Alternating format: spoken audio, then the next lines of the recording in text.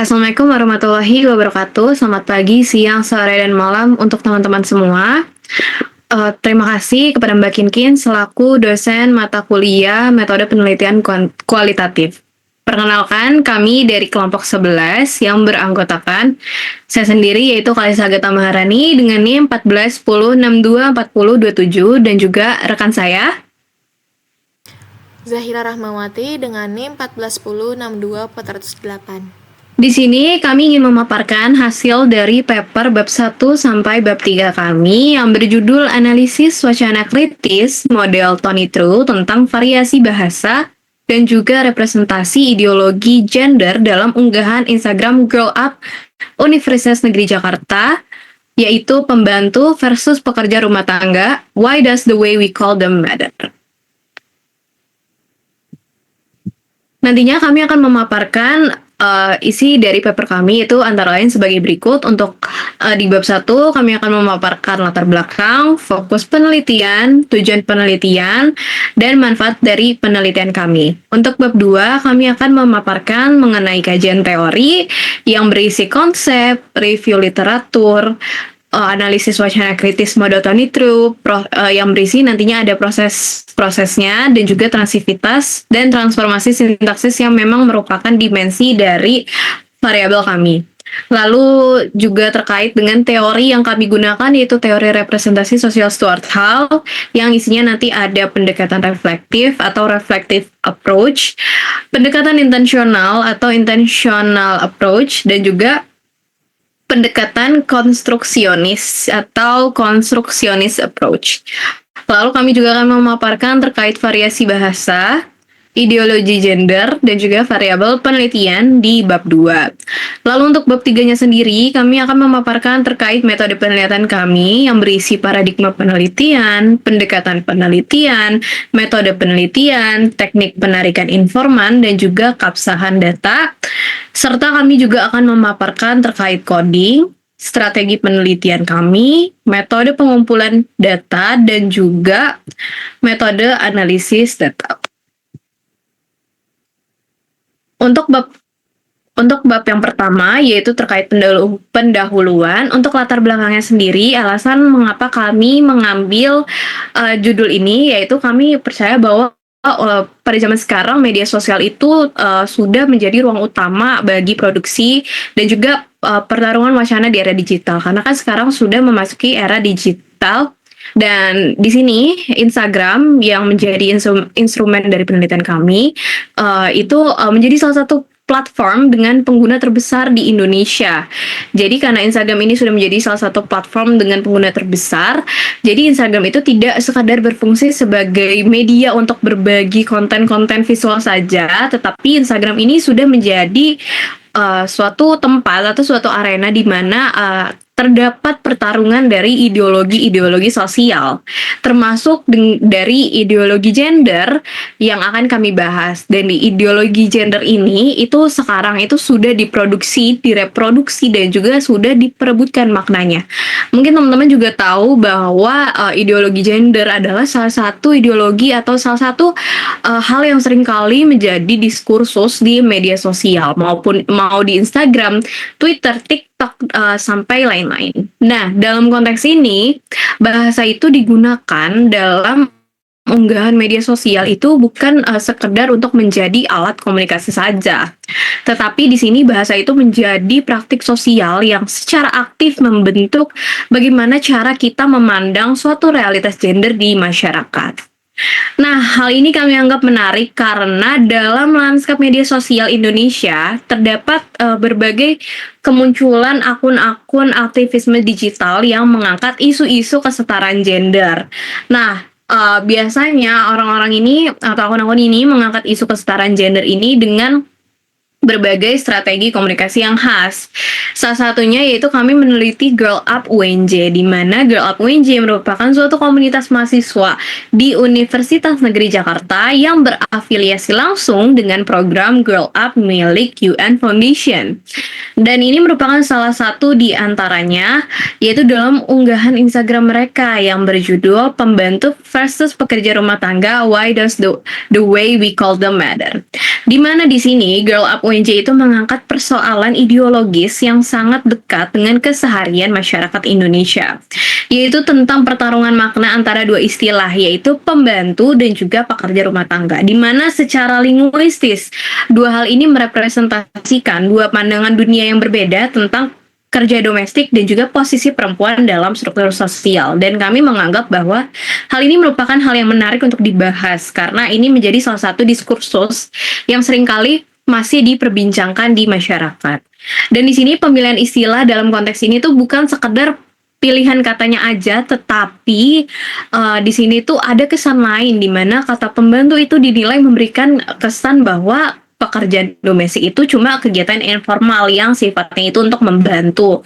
Sementara pekerja rumah tangga ini itu menempatkan diri sebagai sebuah pekerja profesional yang memiliki hak-hak yang harus dilindungi.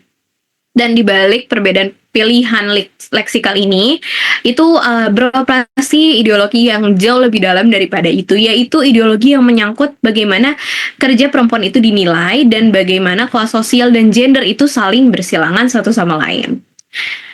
Dan di sini kita akan membahas juga terkait persoalan relasi antara bahasa, ideologi, dan juga gender. Dan ini menjadi titik tolak dari penelitian ini. Sebagaimana hal ini juga ditegaskan oleh Fairclough pada tahun 1995 dalam bukunya yang berjudul Critical Discourse Analysis, The Critical Study of Language, di mana bahasa tidak pernah bersifat netral, karena bahasa itu selalu merupakan medan di mana ideologi bekerja dan juga dipertarungkan. Jadi bahasa itu tidak pernah memihak satu antara yang lain, karena bahasa itu tidak pernah bersifat netral. Jadi bahasa itu selalu memihak. Nah, di sini analisis wacana kritis atau AWK yang kami gunakan ini hadir sebagai pendekatan yang secara sistematis itu mengungkap bagaimana relasi kuasa dan juga ideologi terartikulasi melalui pilihan-pilihan bahasa yang tampaknya natural dan juga tidak terbantahkan dalam suatu teks. Nah, dalam kerangka ini, unggahan Girl Up UNJ menjadi objek yang sangat relevan dengan penelitian kami untuk dikaji secara kritis, karena di dalamnya itu terdapat mekanisme linguistis yang secara ideologi memposisikan diri untuk isu kerja domestik dan juga hak-hak pekerja rumah tangga dalam cara-cara tertentu yang memenuhi konsekuensi sosial. Dan di sini juga ada keterkaitan antara kajian gender yang sudah lama terjalin dengan erat. Contohnya, Lazar pada tahun 2005 itu mengembangkan kerangka Feminist Critical Discourse Analysis atau FCDA. Ia menegaskan bahwa FCDA sendiri adalah perspektif politik yang menginvestigasi cara-cara kompleks dan beragam di mana ideologi gender itu memperkuat asimetri kuasa menjadi common sense dalam komunitas dan konteks wacana tertentu, sekaligus bagaimana ideologi tersebut dapat ditantang. Nah, lebih lanjut Lazar juga berbicara dan juga menyatakan bahwa gender itu merupakan suatu struktur dan juga praktik ideologis yang secara hierarkis memilah manusia itu ke dalam dua blok berdasarkan anggapan naturalitas perbedaan seksual. Nah, anggapan ini tuh terus-menerus diproduksi dalam praktik keseharian kehidupan kita dan termasuk ke dalam praktik penamaan dan juga penggunaan istilah dalam bahasa sehari-hari. Nah, dalam konteks ini, upaya Girl Up UNJ itu untuk mengganti istilah pembantu dan juga pekerja rumah tangga. Dan ini menjadi contoh nyata dari apa yang telah Lazar sudah sebut di dalam analytical activism. Jadi ini disebut dengan analytical activism, yaitu sebuah praktik di mana kesadaran kritis itu melalui wacana itu bukan hanya bertujuan untuk perubahan sosial aja, tapi memang bertujuan untuk sebagai bentuk tindakan perubahan atau sebagai agen perubahan. Nah, untuk menganalisis mekanisme linguistis ideologi gender ini secara sistematis, nah penelitian ini menggunakan metode model analisis Tony True. Jadi termuat di dalam folder Hodge, Kress, dan True pada tahun 1979 dalam bukunya yaitu Language and Control. Model ini tuh menetapkan proses leksikal dan transformasi sintaksis yang termasuk dengan nominalisasi dan juga pasifisasi sebagai alat analisis utama yang memungkinkan peneliti untuk mengurai bagaimana variasi bahasa itu bekerja untuk merepresentasikan, menyembunyikan, dan juga mempertarungkan ideologi tertentu dalam teks.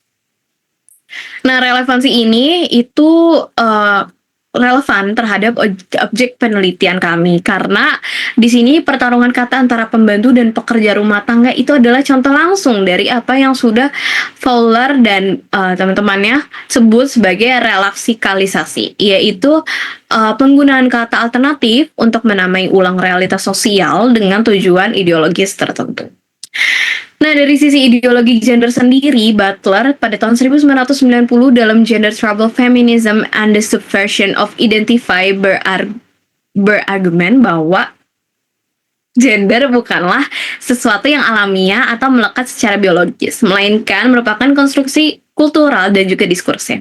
Butler juga menyebutkan bahwa if gender is the cultural meaning that the sex body assume, then a gender cannot be said to follow from a sex in any one way. Artinya, makna-makna kultural tentang gender itu terbentuk melalui proses sosial dan juga diskursif, bukan melalui determinasi biologi semata, tetapi di dalam konteks unggahan gelap UNJ ini, anggapan bahwa pekerja domestik ini merupakan pekerjaan perempuan yang sifatnya informal dan tidak perlu dihargai secara profesional, sementara untuk pekerja rumah tangga ini bersifat sebaliknya. Jadi di sini tuh ideologi gender itu telah lama dinaturalisasi dan juga inilah yang menjadi gugatan secara diskursif melalui pilihan katanya.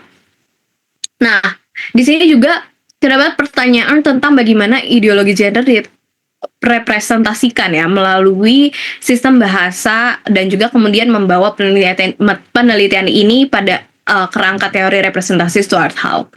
Hall pada tahun 1997 terutama pada bukunya yang berjudul Representation, Cultural Representation and Signifying Practice pada halaman 25, ia menegaskan bahwa makna itu tidak pernah melekat secara alamiah pada suatu objek atau peristiwa, melainkan makna itu dikonstruksi melalui sistem representasi yang melibatkan konsep, tanda, pendekatan, konstruksionis yang dikembangkan.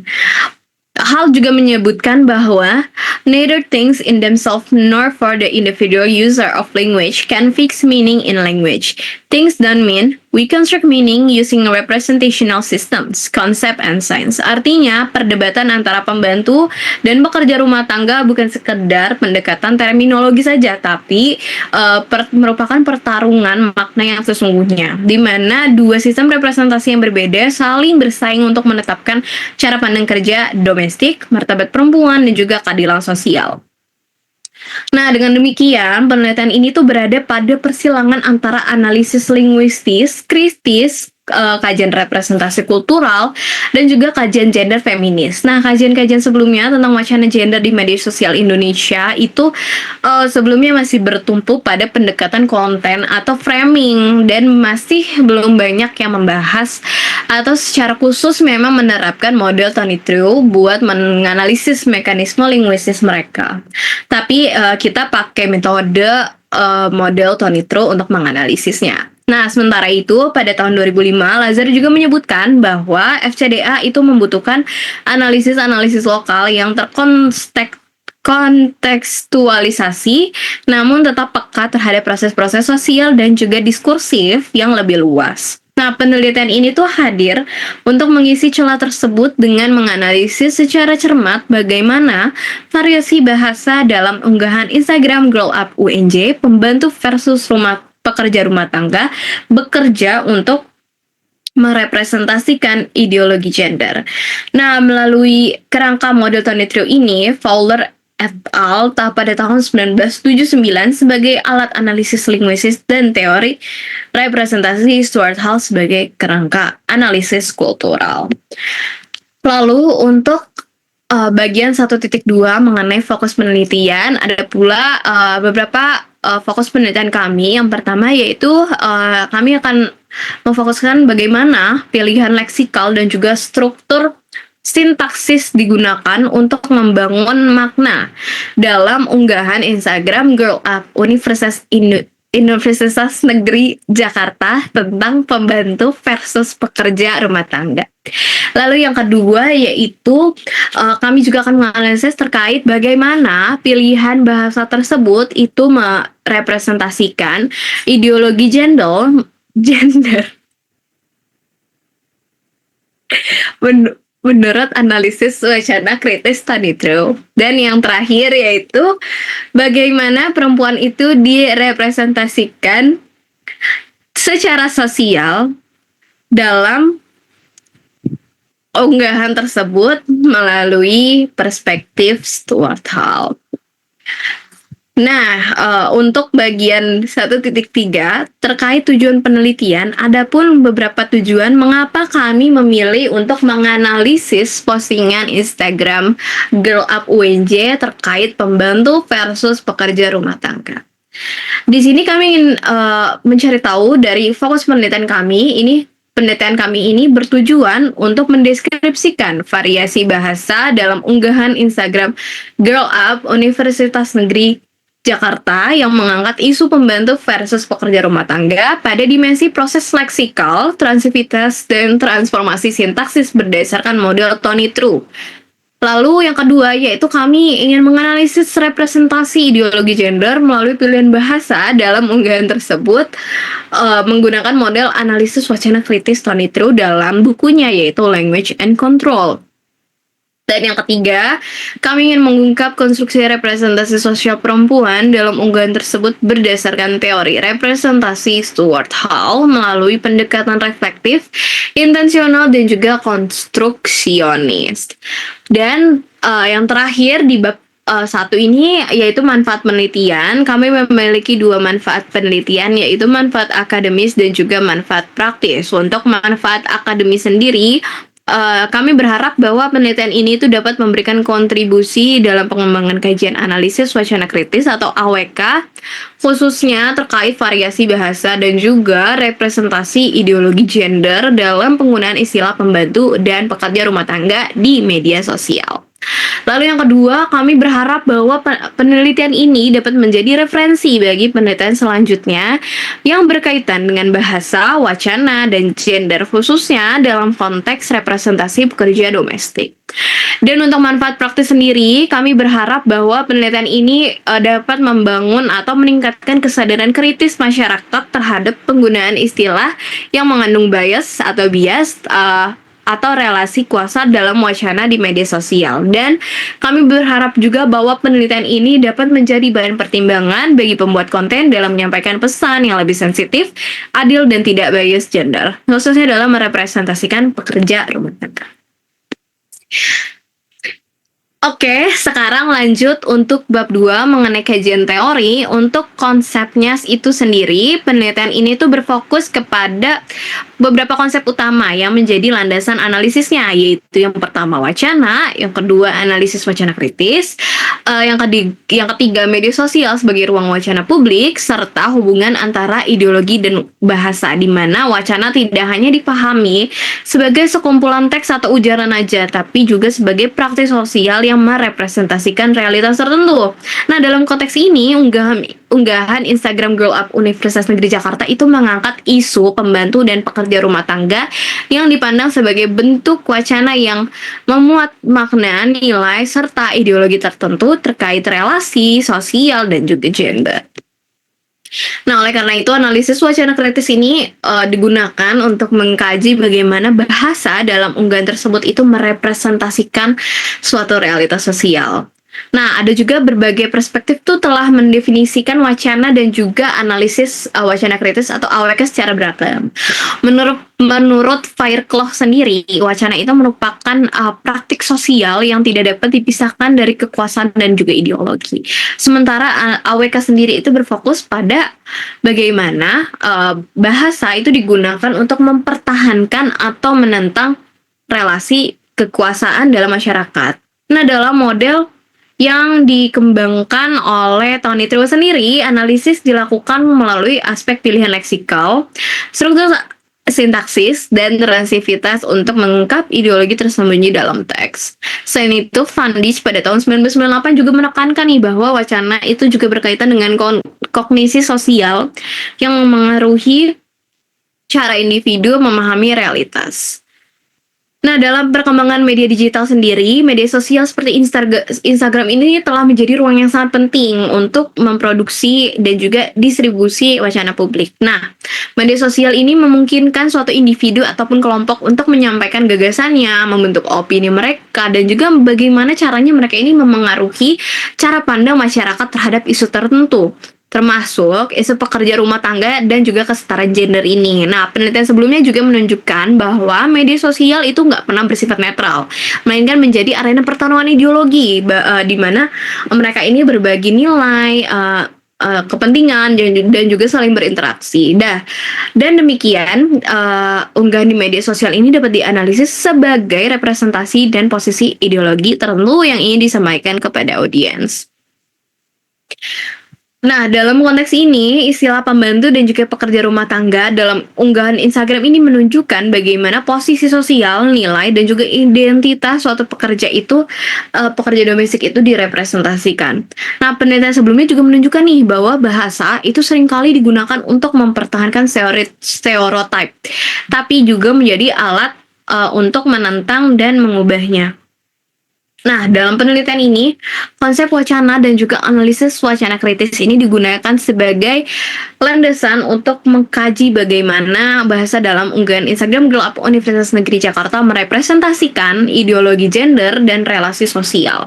Di sini media sosial itu dipahami sebagai ruang produksi wacana yang memungkinkan penyebaran nilai dan gagasan secara luas. Sementara itu, konsep ideologi dan juga bahasa digunakan untuk mengidentifikasi makna yang terkandung dalam pilihan leksikal, struktur sintaksis, dan pola representasi dalam teks. Lalu ada pula review literatur yang kami gunakan atau penelitian-penelitian terdahulu yang kami gunakan. Di sini kami menggunakan 10 penelitian terdahulu. Yang pertama itu ada penelitian yang berjudul representasi isu feminisme pada Instagram @lingkar_studi_feminis, di mana kami memiliki persamaan di mana keduanya itu mengkaji konstruksi makna dalam gender dalam wacana media sosial melalui pendekatan analisis wacana kritis. Sementara perbedaannya untuk penelitian yang terdahulunya ini menggunakan mode Sarah Mills, sementara kami ini menggunakan model Tony True. Lalu yang kedua yaitu dari Sahri dan kawan-kawan yang berjudul representasi feminisme digital dalam konten edukasi gender di Instagram @kawanpuan.id. Lalu yang ketiga yaitu wacana keberdayaan perempuan di Instagram Perempuan Berkisah. Yang keempat yaitu analisis wacana kritis tentang representasi perempuan di karir di Instagram. Yang kelima yaitu analisis wacana kritis model Van Dijk dalam unggahan Instagram. Yang keenam yaitu analisis wacana kritis pada postingan Instagram tokoh publik. Yang ketujuh itu analisis wacana kritis Sarah Mills pada media sosial Instagram. Yang ke-8 yaitu edukasi gender melalui media sosial. Analisis wacana kritis Instagram Women's March Indonesia. Yang ke-9 representasi perlawanan stereotip wanita dalam akun Instagram @wmnlive. Yang ke-10 atau yang terakhir yaitu analisis wacana pada gerakan feminisme digital di media sosial. Untuk teori sendiri, kami menggunakan analisis wacana model Tony True yang berisi 3 dimensi utama, yaitu proses leksikal atau lexical process, di mana proses leksikal ini merujuk pada cara teks memilih kosakata dan juga medan leksikal tertentu sebagai representasi ideologi terhadap media sosial. Contohnya di bukunya True juga menyatakan bahwa ada perbedaan pilihan kata nih, seperti teroris dan freedom fighters, atau Rhodesians dan Zimbabweans, ataupun bukan sekadar perbedaan stilistik, melainkan mencerminkan a comprehensive systematic kind of difference in thinking about specific matters. Lalu yang kedua yaitu transitivitas atau transitivity, di mana transitivitas sendiri ini merujuk pada cara merepresentasikan partisipan dan proses dalam kausa, khususnya siapa yang dijadikan agen, siapa yang dijadikan partisipan yang terdampak, dan bagaimana proses kausal antara keduanya digambarkan. Dan yang terakhir yaitu transformasi sintaksis atau synthetic transformation, di mana di sini itu yang paling signifikan itu secara ideologis dalam model Tony True sendiri mencakup dua proses utama, yaitu pasifisasi, yaitu penggunaan konstruksi kalimat pasif yang memindahkan atau menghapus sama sekali agen dari posisi vokal tersebut, dan juga nominalisasi, di mana ini mengubah proses atau tindakan yang semula diungkapkan sebagai verba menjadi nomina abstrak. Lalu untuk teori representasi sosial, representasi ideologi gender Stuart Hall, kami menggunakan pendekatan reflektif, pendekatan intensional, pendekatan konstruksionis, dan lalu untuk variasi bahasa ini juga merujuk pada keragaman bentuk dan juga ragam bahasa yang digunakan dalam konteks sosial yang berbeda-beda. Lalu kami juga menggunakan ideologi gender, yaitu merujuk pada sistem kepercayaan, nilai, dan asumsi secara sosial yang dikonstruksi tentang apa yang dianggap natural, pantas, dan normatif. Lalu untuk variabel penelitian kami, yaitu kami memiliki dua variabel. Yang pertama yaitu variabelnya yaitu variasi bahasa dalam unggahan Instagram Girl Up UNJ dengan 3 dimensi, yaitu proses leksikal, transitivitas, dan juga transformasi sintaksis. Sementara untuk variabel kedua kami yaitu representasi ideologi gender, di mana kami memiliki 3 dimensi, yaitu pendekatan reflektif, pendekatan intensional, dan pendekatan konstruksionis. Nah, ada pula operasionalisasi konsep kami, yaitu antara lain sebagai berikut, yaitu konsepnya seperti ini, variabelnya seperti ini, dimensi-dimensinya. Ada indikatornya juga, contohnya di representasi reflektif itu bahasa mencerminkan realitas kesetaraan gender, dan di sini juga ada teknik analisisnya, di mana dari representasi reflektif ini mengidentifikasi pernyataan yang mencerminkan realitas gender secara langsung. Oke, mungkin segitu saja pembahasan mengenai bab 1 dan bab 2 dari saya. Selanjutnya akan saya serahkan kepada rekan saya, pada Zahira. Saya persilahkan. Oke, terima kasih kepada Kalista. Kita lanjut ke bab 3, yaitu metode penelitian. Penelitian yang pertama ini kita masuk ke 3.1 yang mana ada paradigma penelitian. Penelitian ini tuh kita pakai paradigma kritis, artinya kita percaya bahwa realitas sosial itu nggak pernah netral, selalu ada relasi kuasa dan ideologi yang membentuknya. Dan dalam konteks bahasa, paradigma ini tuh bilang bahwa bahasa itu bukan sekadar alat komunikasi, bahwa bahasa ini merupakan arena seperti yang telah disampaikan oleh Kalista, arena ideologi yang diproduksi dan diperebutkan. Hal ini dikuatkan oleh teori dari Tony True yang menyatakan bahwa proses linguistik dan proses ideologis itu berjalan bersamaan dalam setiap teks. Dan kenapa kita pilih paradigma ini? Alasannya ada 3. Yang pertama itu objek penelitian kita menggunakan unggahan aktivisme gender di Instagram. Memang sudah berada di tengah-tengah pertarungan ideologi. Kemudian yang kedua, tujuan kita adalah mengungkap bagaimana bahasa bekerja untuk membangun atau mendekonstruksi ideologi gender. Kemudian yang ketiga, alasannya karena teori yang kita pakai, yaitu Tony True dan Stuart Hall, keduanya itu berakar dari tradisi kritis. Lalu lanjut ke dalam pembahasan 3.2, yaitu pendekatan penelitian. Oke, di pendekatan penelitian kita ini, kita membahas atau menggunakan pendekatan kualitatif, yang mana sejalan dengan paradigma kritis yang tadi telah saya jelaskan. Penelitian ini menggunakan kualitatif, alasannya sederhana, karena kami ingin karena kami tidak ingin menghitung atau mengukur suatu secara statistik. Dan kami ingin memahami makna yang terkandung dalam penggunaan bahasa pada unggahan Instagram yang menjadi objek penelitian kami. Dan menurut Creswell di tahun 2014, penelitian kualitatif memang dirancang selayaknya untuk mengeksplorasi dan memahami makna yang berasal dari masalah sosial atau kemanusiaan. Ini sangat sesuai dengan fokus penelitian yang kita kerjakan, yang mana kami menelaah representasi ideologi gender dan juga relasi sosial dalam wacana media sosial. Dan lebih spesifiknya lagi, jenis penelitian kualitatif yang kami gunakan adalah analisis wacana kritis atau Critical Discourse Analysis yang biasa disingkat sebagai CDA. Kemudian, untuk gambaran konkretnya, ketika akun Grow Up UNJ secara konsisten menggunakan istilah pekerja rumah tangga, ada strategi wacana di baliknya, ada posisi ideologis yang ingin dibangun dan tugas CDA adalah membongkar mekanisme tersebut secara sistematis dan terverifikasi secara linguistis. Pendekatan ini tentunya sangat relevan dengan fenomena yang kami kaji karena unggahan media sosial adalah bentuk wacana publik yang meskipun tampak ringan dan juga casual, sesungguhnya sebenarnya itu membuat atau berisi tentang representasi ideologi gender dan relasi kuasa yang sangat kaya untuk dianalisis tentunya. Lalu lanjut ke dalam pembahasan 3.3, yaitu metode penelitian. Metode yang kami gunakan yaitu analisis wacana kritis model Tony True yang memuat dalam Fowler et al. 1979. Yang mana saya ingin menekankan bahwa pemilihan model Tony True ini bukan tanpa alasan. Model ini dipilih karena kemampuannya untuk menganalisis relasi antar bahasa, kekuasaan, kemudian ideologi, yang mana secara sistematis dengan menggunakan alat-alat linguistis yang terverifikasi. Tony True juga menjelaskan bahwa premis utama analisis ini adalah bahwasannya ideologi sosial selalu tercermin dalam cara kita mempresentasikan entitas-entitas sosial, relasi antar mereka, serta proses-proses aksi dan interaksi yang melibatkan mereka. Dan representasi itu bisa ditelusuri secara konkret melalui analisis linguistis.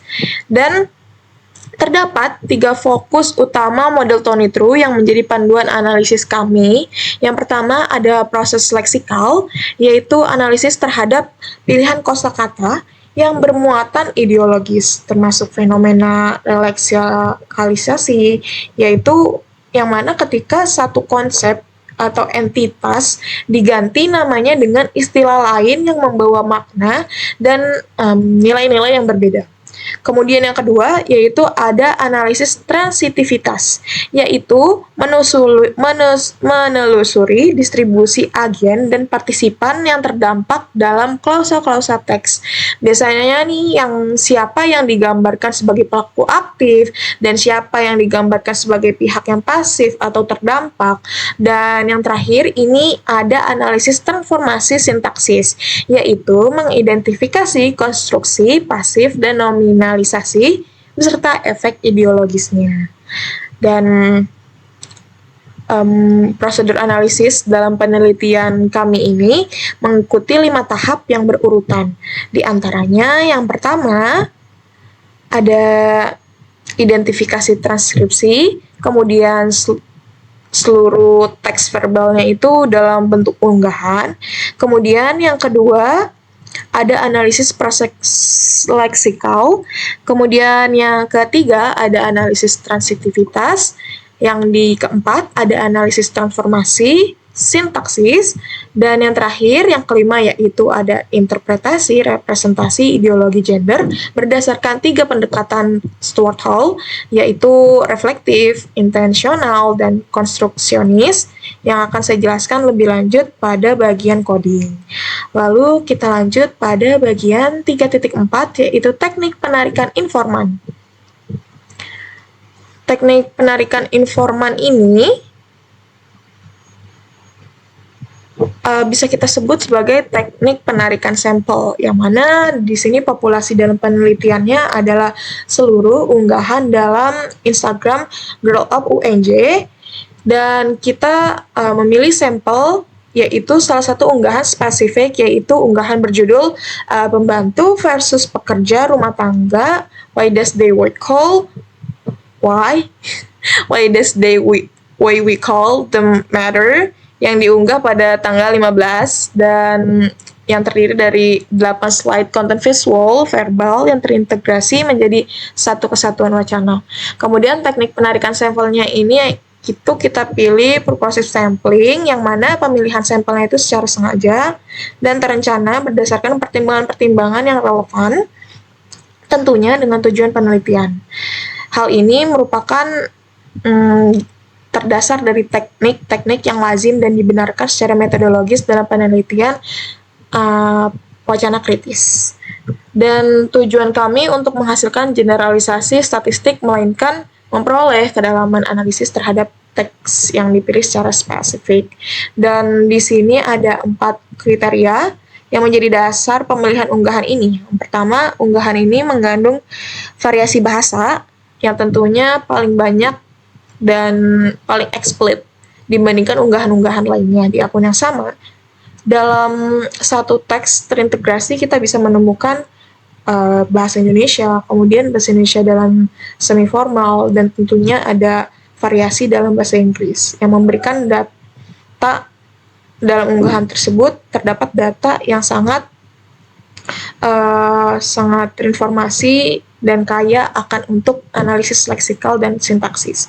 Kemudian yang kedua, alasan kita memilih unggahan ini karena muatan ideologi gendernya yang paling eksplisit dan dapat dianalisis secara sistematis, yaitu pertarungan makna antara istilah pembantu versus pekerja rumah tangga sebagai contoh konkret leksikalisasi ideologis dalam praktik wacana feminis digital. Kemudian alasan yang ketiga, karena data faktual yang berupa angka kasus kekerasan terhadap PRT yang memperkuat dimensi empiris wacana yang dibangun sekaligus memberikan lapisan analisis tambahan dari sisi nominalisasi dan pasifisasi. Yang keempat, alasan kita memilih karena unggahan ini merupakan representasi tipikal dari strategi komunikasi Grow Up UNJ dalam mengangkat isu kesetaraan gender, sehingga analisis terhadapnya dapat memberikan gambaran representatif tentang karakteristik wacana aktivisme feminis digital di Indonesia. Lalu kita masuk ke dalam pembahasan 3.5 keabsahan data. Oke. Dalam penelitian kualitatif ini, keabsahan data memang tergolong sangat penting untuk memastikan bahwa hasil penelitian dapat dipercaya dan benar-benar mencerminkan realitas yang dikaji. Bukan sekedar subjektivitas peneliti, dalam penelitian ini kami menjaga keabsahan dan kerahasiaan atau keresmian data melalui 3 teknik. Yang pertama ada triangulasi, yaitu yang mana kami menggunakan 2 jenis triangulasi sekaligus triangulasi teori yang dilakukan oleh membandingkan hasil analisis model Von True dengan pandangan dari Fairclough dan juga Van Dijk, 2 tokoh terbesar dari analisis wacana kritis. Sehingga interpretasi yang dihasilkan memiliki dasar teoritis yang lebih kuat dan tidak tergantung pada satu perspektif saja. Kemudian, sementara itu, triangulasi data dilakukan dengan menganalisis berbagai bagian dari unggahan, bukan hanya caption, tetapi juga respon audiens dalam kolom komentar. Dengan demikian, data yang dianalisis saling melengkapi dan memperkuat satu sama lain. Lalu, teknik yang kedua adalah member checking. Dalam penelitian ini, member checking tidak dapat dilakukan secara langsung kepada subjek karena data berasal dari media sosial yang sifatnya publik. Namun, sebagai penggantinya, kami melakukan pengecekan ulang dengan mencocokkan hasil analisis terhadap konteks asli, yaitu unggahan tersebut, khususnya penggunaan istilah kata pembantu dan pekerja rumah tangga untuk memastikan bahwa interpretasi kami tetap sesuai dengan makna yang dimaksud dalam wacana tersebut. Lalu, teknik yang ketiga adalah audit trail. Kami mendokumentasikan seluruh proses penelitian secara sistematis, mulai dari pengumpulan data hingga tahap analisis. Hal ini mencakup pengambilan tangkapan layar dalam unggahan Grow Up UNJ, lalu transkrip teks, serta pengelompokan data berdasarkan aspek analisis seperti pilihan leksikal, struktur sintaksis, dan transitivitas. Dokumentasi ini memastikan bahwa proses penelitian dapat ditelusuri secara lebih lanjut dan meningkatkan transparansi serta kredibilitas penelitian secara keseluruhan. Lanjut, kita masuk ke poin 3.6, pembahasan mengenai coding.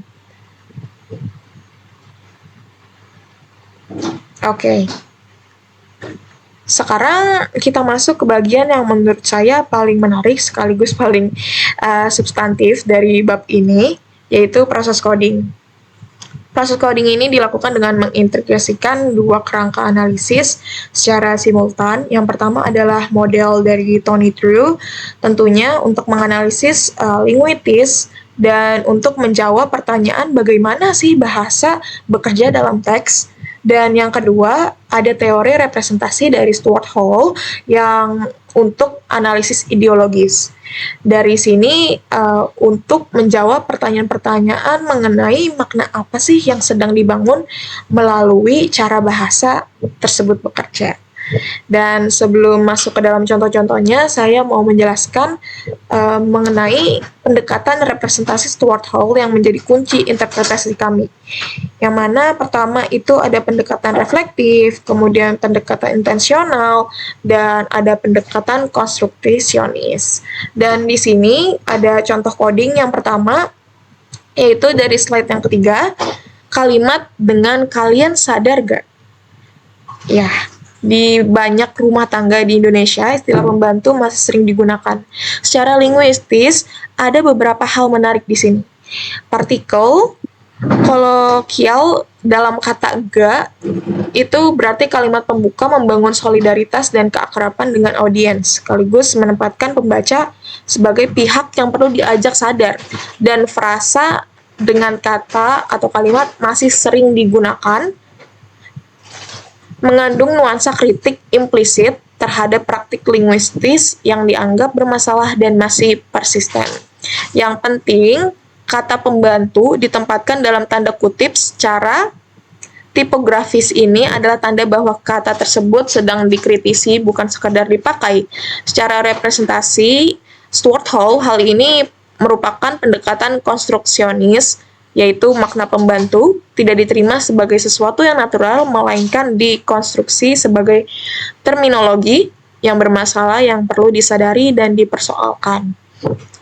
Kemudian contoh kedua dari slide yang sama, yaitu ada kata namun kata pembantu yang masuk dengan proses leksikal. Kemudian yang ketiga ada Kemudian yang dari slide ketiga yaitu ada and just like other workers yang masuk ke dalam pekerja rumah tangga juga memiliki hak.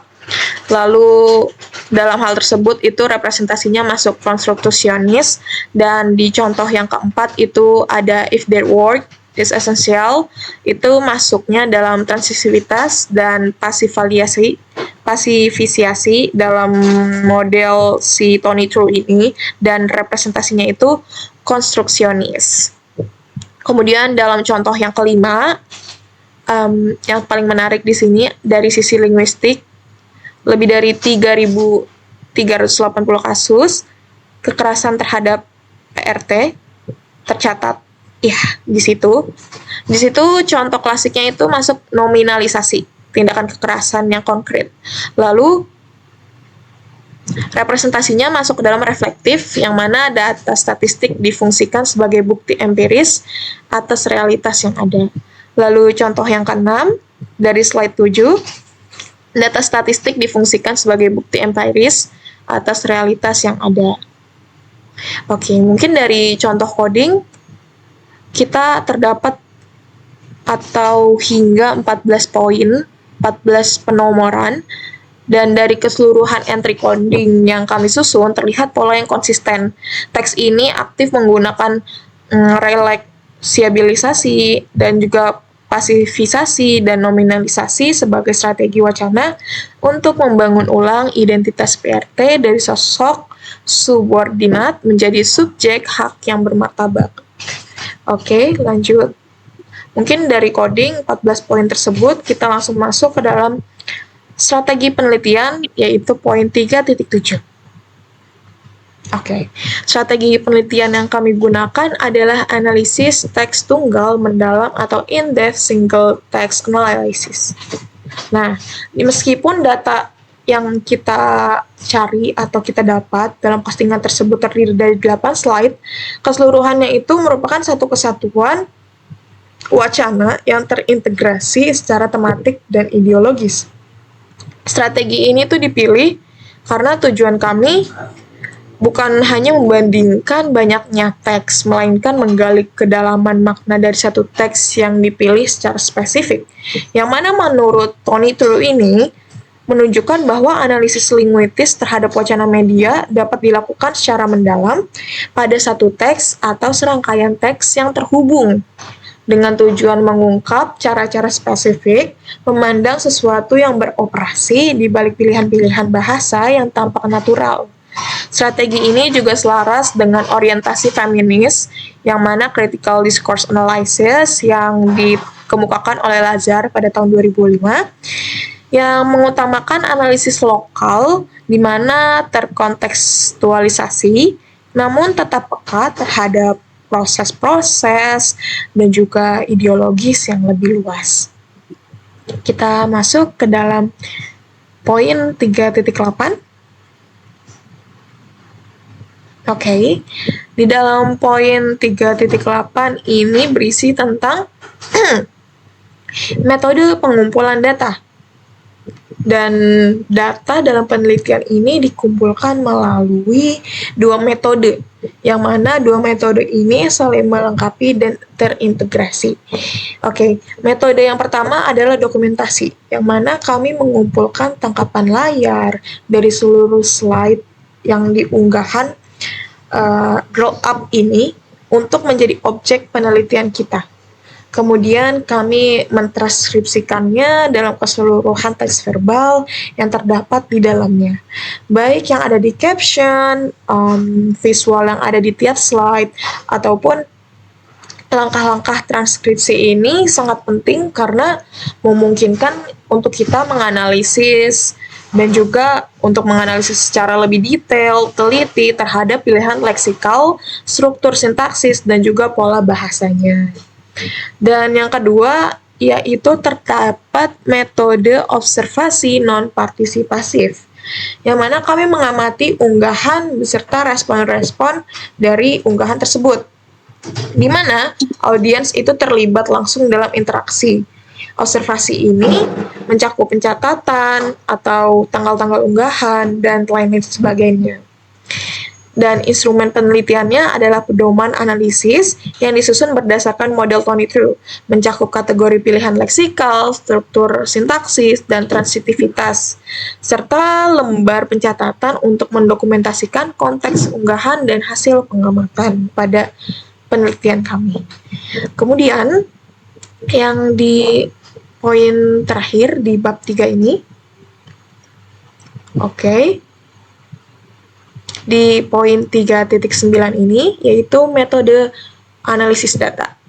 Ya, metode analisis data dalam penelitian ini menggunakan analisis wacana kritis, tentunya model Tony True, yang dilakukan melalui 5 tahap, berurutan dan sistematis.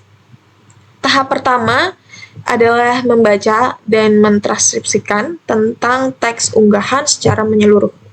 Hal ini memastikan bahwa seluruh data terdokumentasi dengan baik sebelum dianalisis lebih lanjut dan tidak ada bagian teks yang terlewat. Lalu di tahap kedua adalah mengidentifikasi unit analysis, yang mana unit analysis ini dalam penelitian berupa kalimat dan juga frasa-frasa yang terdapat dalam unggahan, khususnya yang memuat penggunaan istilah pembantu dan juga pekerja rumah tangga, beserta konteks linguistis di sekitarnya. Lalu di tahap ketiga adalah proses pengkodean atau coding. Data yang telah diidentifikasi dikategorikan berdasarkan 3 kategori utama model Tony True, yaitu pilihan leksikal, kemudian struktur sintaksis, dan juga transitivitas. Kemudian di tahap keempat ini adalah interpretasi data, yang mana temuan-temuan dari analisis linguistis kemudian ditafsirkan menggunakan teori representasi dari Stuart Hall untuk kita lihat bagaimana sih ideologi gender dan posisi sosial pekerja rumah tangga itu dikonstruksikan dalam teks. Kemudian pada tahap ini, analisis hubungan dengan konteks sosial yang lebih luas, gimana istilah-istilah pembantu atau pekerja rumah tangga itu dapat direpresentasikan mengenai relasi kuasa yang ada dalam masyarakat Indonesia. Lalu di tahap kelima, yaitu adalah penafsiran kesimpulan, yang mana kami menyusun hasil analisis yang nantinya untuk melihat pola representasi sosial yang muncul secara keseluruhan dari teks. Dan proses analisis yang terstruktur ini dalam 5 tahap sangat penting untuk menjaga konsistensi, transparansi, dan juga keandalan hasil penelitian. Untuk itu, saya menyudahi pembahasan untuk bab 3 dari penelitian kami, dan selanjutnya akan saya serahkan kepada moderator untuk menutup pada pembahasan kali ini. Terima kasih.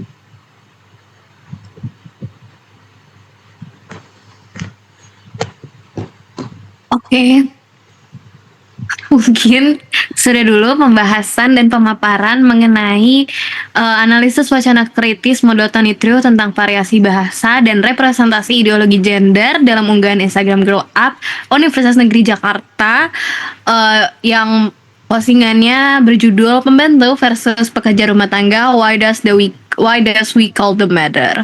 Mungkin segitu saja pembahasan dan pemaparan dari kami. Semoga apa yang kami paparkan bisa menjadi manfaat bagi teman-teman semua. Kurang lebihnya mohon maaf. Wassalamualaikum warahmatullahi wabarakatuh. Terima kasih.